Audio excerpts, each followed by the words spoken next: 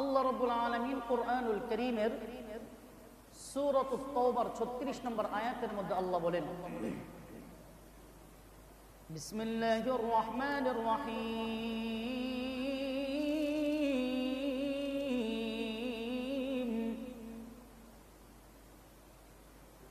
ইন্না ইদ্দাতাশ শুহুরি ইনদাল্লাহি 12 শাহরান ফি কিতাবিল্লাহ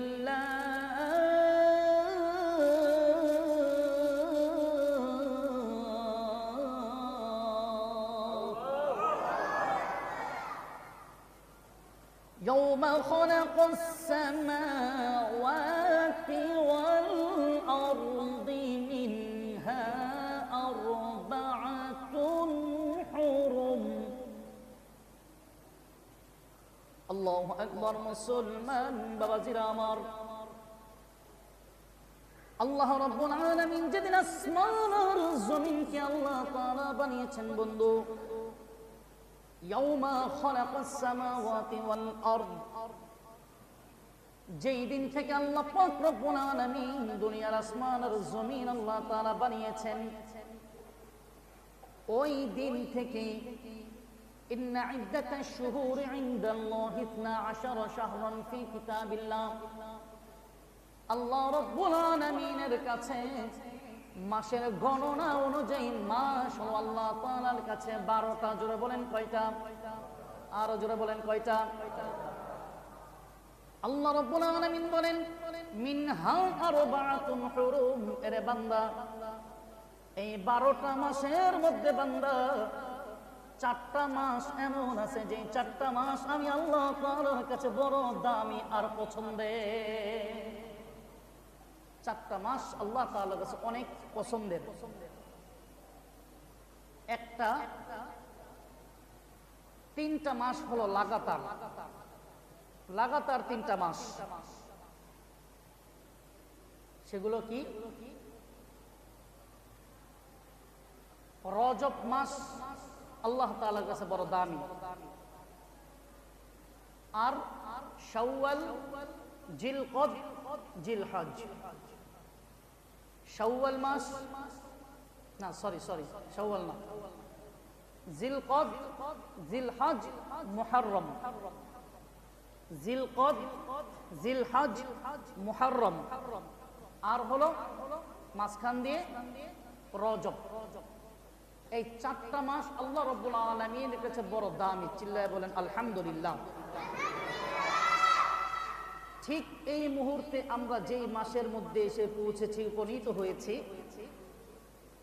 আজকে জিলকদ মাসের 29 তারিখ। কত তারিখ ভাই? আল্লাহ তাআলার কাছে পছন্দের যে মাসগুলো আছে, পছন্দের মাসগুলোর একটা মাস আজকে প্রায় শেষ, আজকে শেষ হয়ে যাবে। আজকে সূর্য অস্ত যাওয়ার পর থেকে আরেকটা পছন্দের মাস শুরু হবে, জিলহজ। কি মাস? জিলহজ। তো আল্লাহ রাব্বুল আলামিনের পছন্দের মাস শুরু হচ্ছে। এই মাসে স্পেশাল কিছু আমল আছে। হজের মৌসুম চলতেছে। হজের মৌসুমের 1 নম্বর সবচেয়ে গুরুত্বপূর্ণ আমল হলো আল্লাহ তাআলা যাকে সামর্থ্য দিয়েছেন হজ করা। কি করা ভাই? গত সপ্তাহের আলোচনার মধ্যে আমাদের ছিল হজের ফজিলত সম্পর্কে আলোচনা চলছিল, যে যারা হজ করবে তাদেরকে আল্লাহ রাব্বুল আলামিন কেমন সুসংবাদ আল্লাহর রাসূল দিয়েছেন, আল্লাহ তাআলা দিয়েছেন। আল্লাহর পয়গম্বর রাহমাতুল লিল আলামিন বলেন, যারা হজ করবে যে আল্লাহ তাআলা তাদের জীবনের সব গুনাহগুলো আল্লাহ মাফ করে দিবেন। কেমনে? قال النبي صلى الله عليه وسلم من حج لله فلم يرفث ولم يفسق رجع كيوم ولدته أمه أو كما قال عليه الصلاة والسلام। আল্লাহর পয়গম্বর রাহমাতুল লিল আলামিন বলেন, ও দুনিয়ার মানুষ, 3টা শর্তের সাথে যেই বান্দা আল্লাহ তাআলার সন্তুষ্টির জন্য যেই বান্দাগুলো হজ করবে, এক নম্বর, মান হাজ্জা লিল্লাহি, ওই বান্দা একমাত্র আল্লাহ তাআলার সন্তুষ্টির জন্য বান্দা হজ করবে। দুনিয়ার কোন মানুষকে দেখানোর জন্য বান্দা হজ করবে না, একমাত্র আল্লাহ তাআলার সন্তুষ্টির জন্য হজ করবে। ফালাম ইয়ারফুত ওয়ালাম ইয়াফসুক, ওই বান্দা অন্যায় কোনো পাপাচার কাজের মধ্যে লিপ্ত হবে না, এবং বান্দা অশ্লীল কোনো কথাবার্তা বান্দা বলবে না।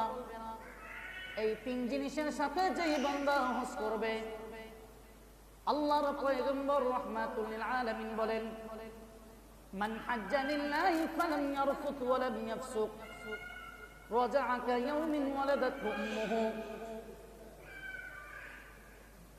আল্লাহর পয়গম্বর রাহমাতুল লিল আলামিন বলেন, ও দুনিয়ার মানুষ, যেই বান্দা আল্লাহ তাআলার সন্তুষ্টির জন্য হজ করবে, আর বান্দা কোনো অন্যায় কাজের মধ্যে লিপ্ত হবে না, আর বান্দা কোনো অশ্লীল কাজ করবে না, অশ্লীল কথাও বলবে না, ওই বান্দার গুনাহগুলোকে আল্লাহ তাআলা এমন ভাবে মাফ করে দিবেন, রাজাআ কায়াউমিন ওয়ালাদাতহু উম্মুহু।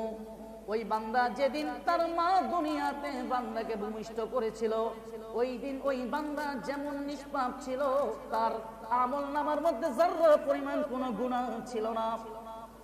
আল্লাহ রাব্বুল আলামিন এই সুন্দরভাবে হজ করার কারণে বান্দাকে আল্লাহ তাআলা মাসুম বাচ্চার মতো আল্লাহ নিষ্পাপ বানায় বাড়িতে ফিরাই নিয়ে আসবে। মান হাজ্জা লিল্লাহি ফালাম ইয়ারফুত ওয়ালাম ইয়াফসুক রাজাআ কায়াউমিন ওয়ালাদাতহু উম্মুহু, আও কামা ক্বালা আলাইহিস সালাতু ওয়াস সালাম।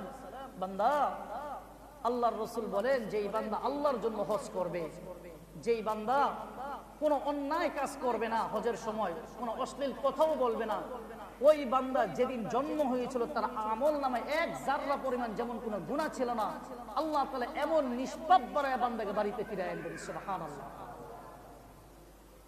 আর যারা আল্লাহর ঘরে যাবে, যারা আল্লাহর ঘরে যাবে, আল্লাহ তাআলা তাদেরকে আল্লাহর মেহমান হিসেবে রাসূল বলেছেন। তারা আল্লাহর মেহমান। তারা কি ভাই? আল্লাহর মেহমান। আপনার বাড়িতে মনে করেন একজন মেহমান আসছে, আপনার একদম নিকট আকরব ফাল আকরব, এমন একজন আত্মীয়, একজন নিকট আত্মীয় একজন লোক আসছে। আসার পর সে যদি আপনার কাছে কিছু চায়, আপনি তাকে দাওয়াত দিয়ে নিয়ে আসছেন, সে যদি আপনার কাছে এসে কিছু চায়, মনে করেন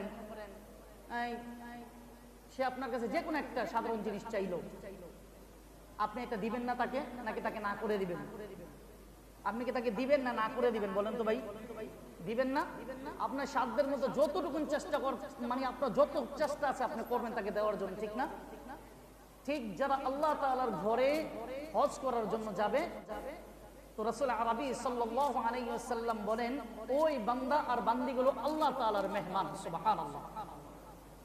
রাসূলুল্লাহ সাল্লাল্লাহু আলাইহি ওয়াসাল্লাম বলেন, قال النبي صلى الله عليه وسلم الحجاج والعمار وفد الله دعاهم فأجابهم فسألوه فأعطاه أو كما قال عليه الصلاة والسلام। আল্লাহর পয়গম্বর রাহমাতুল লিল আলামিন বলেন, ও দুনিয়ার মানুষ, আল হুজ্জাজু ওয়াল উম্মারু ওয়াফদুল্লাহি, যারা আল্লাহ তাআলার ঘরের মধ্যে হজ করার জন্য বান্দা যাবে, কিংবা উমরা আদায় করার জন্য বান্দা যারা আল্লাহর ঘরের মধ্যে যাবে, ওই বান্দাগুলো আর ওই বান্দিগুলো ওয়াফদুল্লাহি, আল্লাহ তাআলার মেহমান হয়ে যায়। সুবহানাল্লাহ। যেই বান্দার যেই বান্দিগুলো আল্লাহর হজ করার জন্য কিংবা উমরা আদায় করার জন্য আল্লাহর ঘরের মেহমান হবে, ওই বান্দা বান্দিগুলো আল্লাহর মেহমান হয়ে যাবে। আল্লাহর পয়গম্বর বলেন, দাআহুম ফাআজাবাহুম, যখন ওই বান্দা আর বান্দি উমরায় কিংবা হজে গিয়ে আল্লাহর কাছে যে কোনো দোয়া করবে, হালাল দোয়া, যে কোনো হালাল দোয়া আল্লাহ তাআলার কাছে করবে, আল্লাহ তাআলা অবশ্যই ওই বান্দার সেই দোয়াটাকে আল্লাহ তাআলা কবুল করে নিবে।